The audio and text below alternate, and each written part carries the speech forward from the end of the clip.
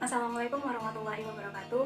Saya Pradita Nindiasari dari kelas IPA B dengan NPM 19 10 30 30 07. Pada kesempatan kali ini saya akan menjelaskan dan mendemonstrasikan alat peraga yang saya buat untuk materi sifat dan karakteristik zat. Berikut adalah alat peraganya.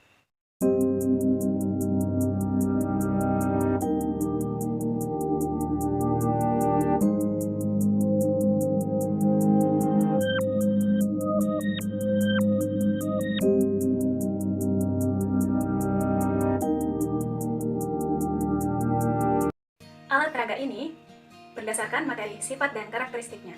Kita ketahui dulu KD dan indikatornya.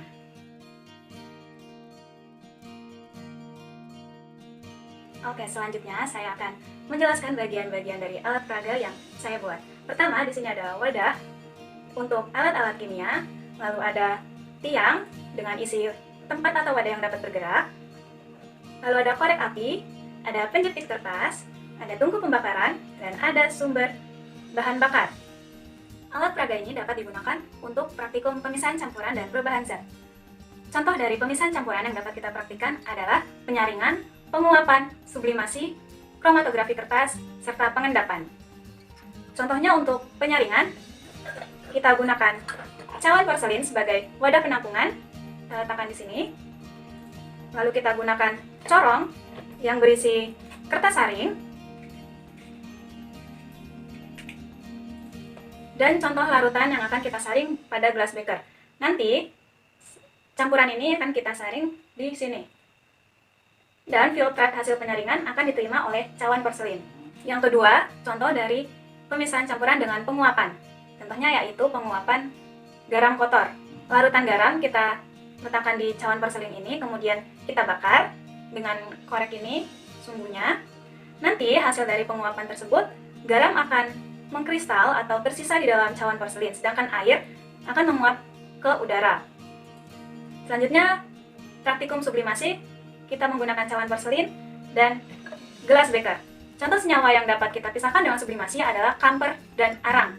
Campuran kamper kita satukan terlebih dahulu di gelas beker, kemudian kita bakar, dan kita tutup dengan cawan porselin ini.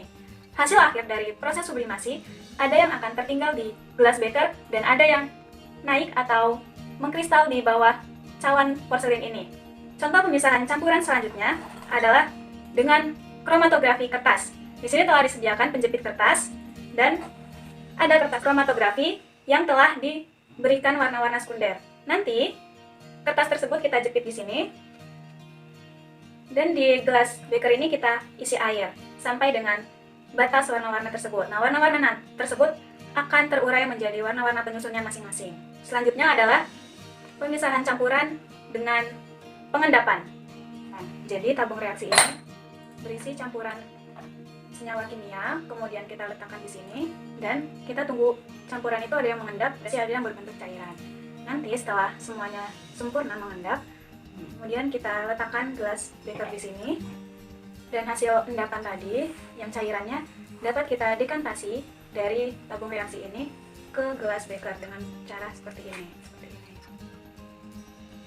Itulah fungsi dari tempat yang dapat bergerak.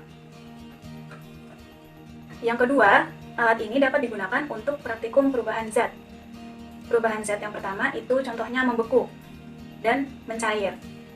Contoh dari membeku dan mencair, kita dapat membakar lilin ini dan melihat cairan lilin yang terbakar. Dan untuk membekunya, cairan lilin tersebut kita oleskan di batang pengaduk ini. Nanti dia akan membeku di batang pengaduk. Yang selanjutnya adalah perubahan kimia.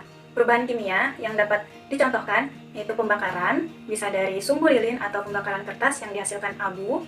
Lalu ada perubahan zat dari serbuk belerang dengan cara membakar di sumber api.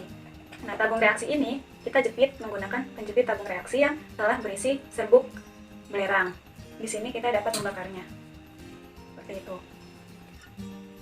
Sekian yang dapat saya jelaskan tentang alat peraga yang telah saya buat. Kurang lebihnya mohon maaf. Wassalamualaikum warahmatullahi wabarakatuh.